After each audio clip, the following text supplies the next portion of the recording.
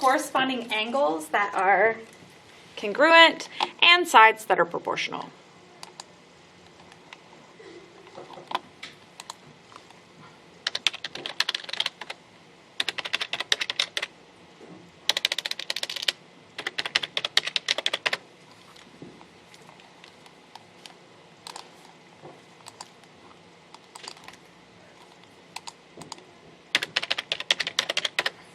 All right, so in the picture, triangles DEF and GHI are similar. Find the measures of angle G and I.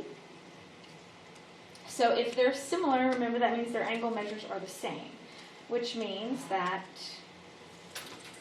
E has an angle measure of 98 degrees.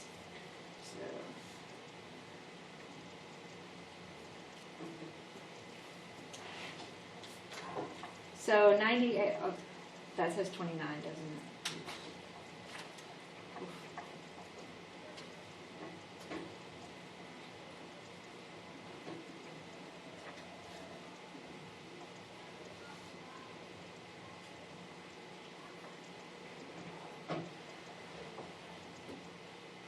So I get 53 degrees.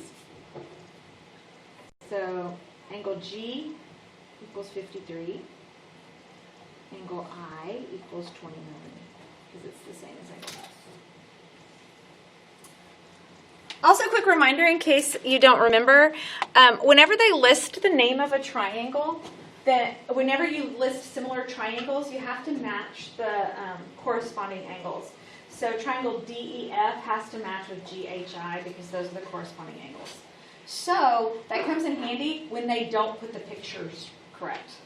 You know, if they flip the triangles over, if you look at the way they listed it, the angles correspond with the way that they're written. So, all right, given the triangle MNP and triangle QSR are similar, find, I don't know why this says ND. So it was like in a different version of Word, you know, like the older version, and it said you have to, when you save it, you have to like, whatever. And I did, and it's like weird things happened. Like letters just disappeared. Find the lengths of the unknown sides of triangle QSR. So we are missing the bottom and what appears to be the longer side of QSR.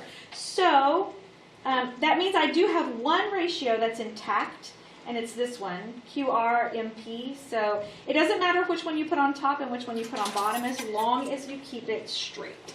So I'm going to put big triangle on top just because it's on the left. So 12/8. So big triangle's on top, which means big triangle has to stay on top. So I'm going to find the missing bottom, which is QS. I'm going to put X for that. And that would be X over 10, because that was the bottom here. And then all you have to do is cross multiply and solve.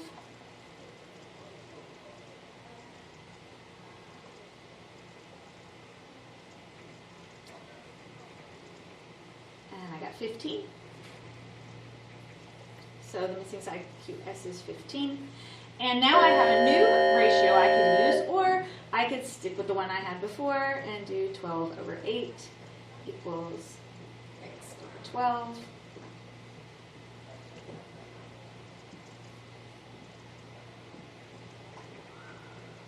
And I get 18.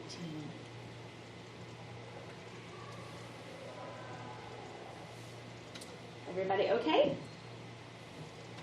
All right, last one. Sam wants to know the height of a tree in a park near his home. The tree casts a blank shadow at the same time as Sam, who is blank tall. Cast a blank shadow, find the height of the tree. I will tell you, hold on, what's in those blanks. We need to draw a picture. So anytime they don't give you a picture, you probably should draw one. That was true in geometry, and it'll be true through most of trig as well.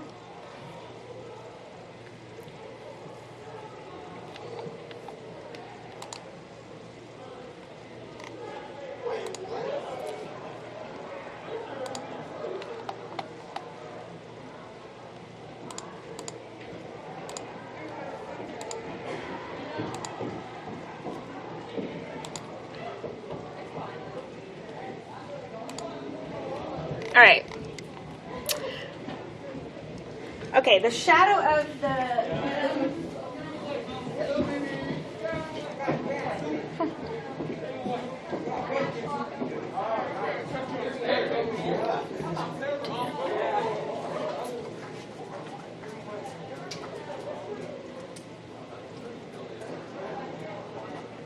All right, the tree casts an 18-foot shadow.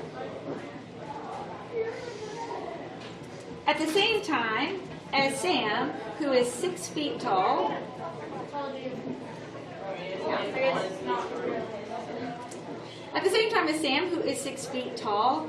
casts a 12-foot shadow. Find the height of the tree. So here is Sam. He is 6 feet tall. Here's the tree.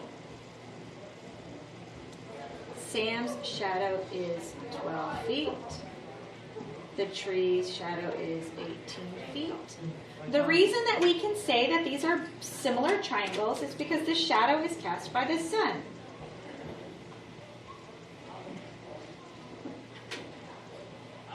And they are both standing at a 90-degree angle. So we know that the shadow is at the same angle to both of them, and they're standing at a 90-degree angle, which makes these similar triangles. So I can set up, you can set up a known ratio. I could do, there's several ways you could set it up. I could do 12 over 18, the shadow over the shadow, or I could do man over shadow, tree over shadow. Either way, doesn't make any difference. You'll get the same answer no matter what you do. I'm going to do shadow over shadow just because. So that's going to be 12 over 18 equals. So I did the man's shadow over the tree's shadow, so I have to do the man's height over the tree's height. Cross multiply. 36. Divide.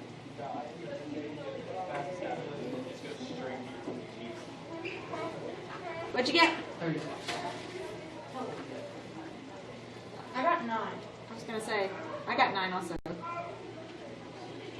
36-foot tall tree is huge.